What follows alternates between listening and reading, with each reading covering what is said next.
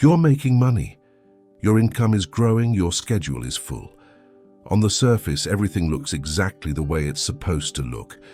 You're responsible, you're consistent, you're doing what needs to be done. And from the outside, it appears stable, even admirable. But beneath that structure, there's a quiet tension following you through your days. A subtle fear that doesn't announce itself loudly, but never fully goes away. It's the fear of stopping.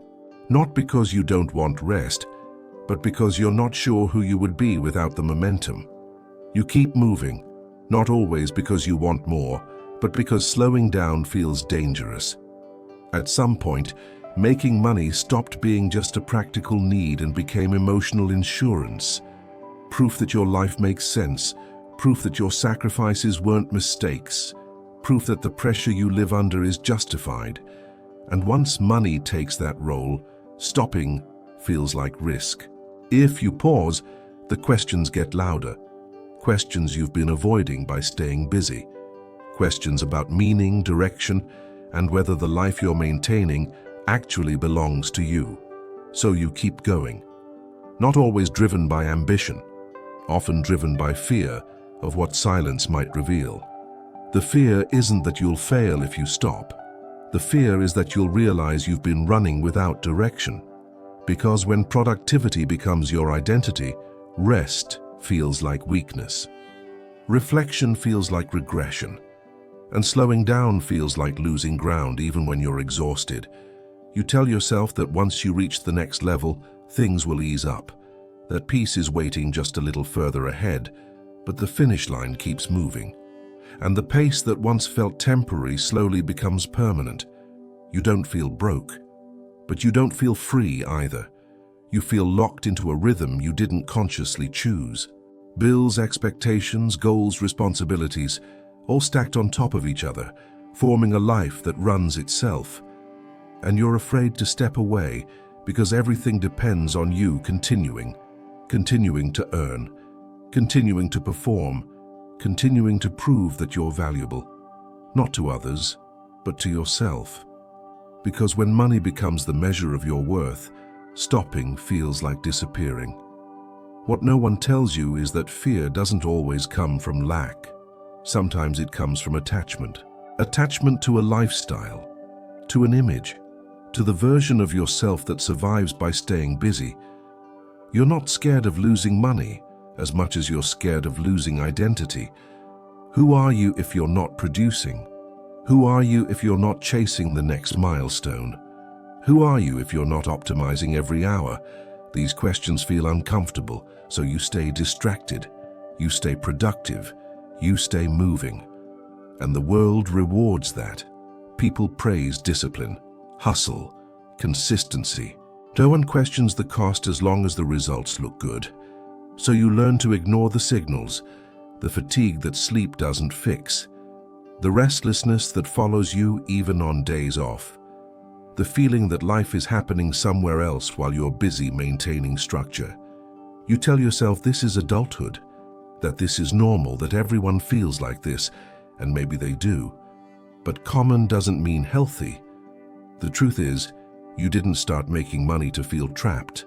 You started to feel secure, to feel capable, to build something meaningful. But along the way, the system replaced the purpose. Earning became the goal instead of the tool, and now the tool is in control. You don't ask what you want anymore. You ask what's practical, what's safe, what won't disrupt the flow. And slowly, without a clear moment of decision, your life becomes something you manage instead of something you experience. Stopping feels scary because it threatens the illusion of control. If you stop, you might notice how tired you are, how disconnected you feel, how little space there is between your obligations and your identity, so you stay in motion.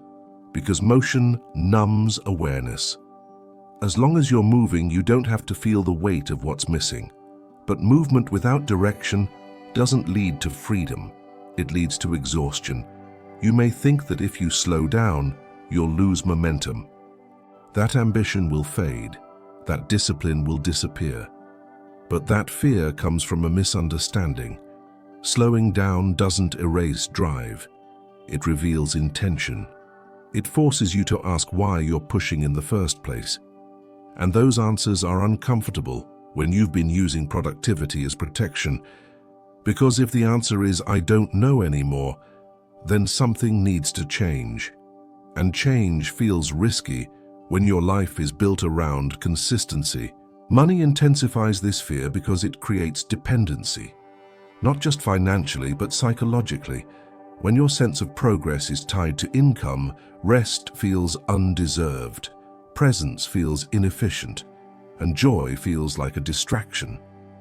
You measure your days by output instead of experience, by numbers instead of meaning, and even when you succeed, the satisfaction is brief, because there's always another target waiting, another comparison, another reminder that stopping is not allowed. This is why so many people feel anxious, even when life looks stable. Because stability without alignment creates tension. You're not stressed because you're doing too much. You're stressed because you're doing things that don't feed who you are anymore. The fear of stopping isn't weakness, it's a signal. A sign that the pace you're maintaining no longer matches the person you're becoming. And here's the part most people avoid. If you never choose to pause, life will eventually force you to. Burnout, emptiness, loss of motivation, not as punishment but as correction. Because the body and mind don't exist to sustain endless performance. They exist to experience life, to create, to connect, to rest. When money becomes the main justification for everything, those needs get postponed. And postponed long enough, they turn into resentment. You don't need to quit everything. You don't need to abandon responsibility. But you do need to question what you're protecting by never stopping. Are you building a life or just maintaining momentum? Are you chasing security or avoiding stillness? Because there's a difference between discipline and fear disguised as discipline. And until you face that honestly, no amount of income will bring peace. You're making money, and that's not wrong. But money was never meant to define you. It was meant to support your life, not replace it. And if the idea of stopping feels terrifying, it's worth asking what you've been running from. Because real success isn't the ability to endure endless pressure. It's the ability to choose a pace that doesn't cost you yourself. There's a moment many people avoid, the moment when they realize they don't actually know what they're working toward anymore. Not in theory, but emotionally. The goal used to be clear: stability, freedom, options. But somewhere along the way, the direction blurred. The effort stayed. The discipline stayed. The pressure stayed. But the meaning slowly faded. And instead of stopping to reorient, you kept going, assuming clarity would return on its own. It rarely does. When you're afraid to stop, you don't give yourself space to ask what you actually want now. You stay loyal to old versions of success, even when they no longer fit your values or your energy. You keep chasing outcomes that once made sense, but now feel hollow. Not because you failed, but because you changed.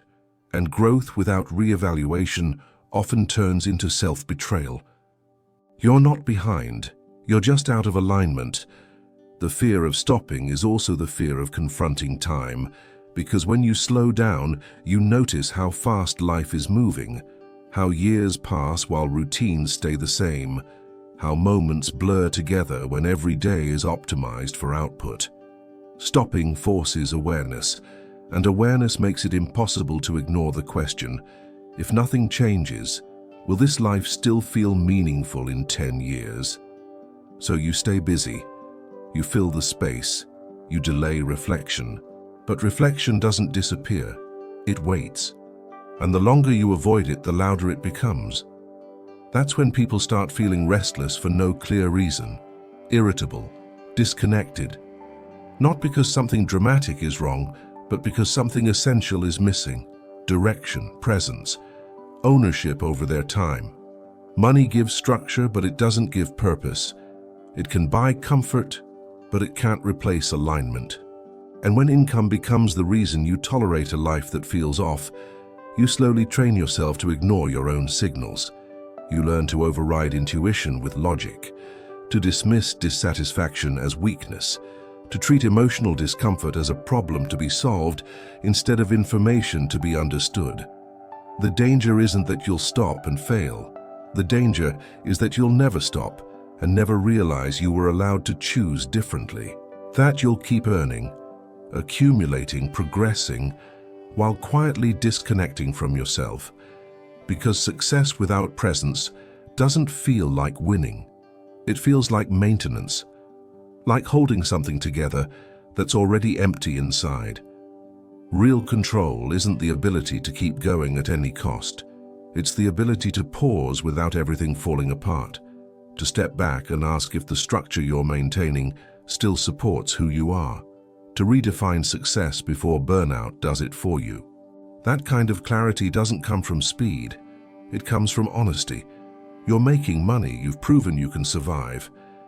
Now the deeper question is whether you're living intentionally or just sustaining motion. Because if stopping feels impossible, that's not strength, it's a signal. And listening to it might be the most productive thing you ever do.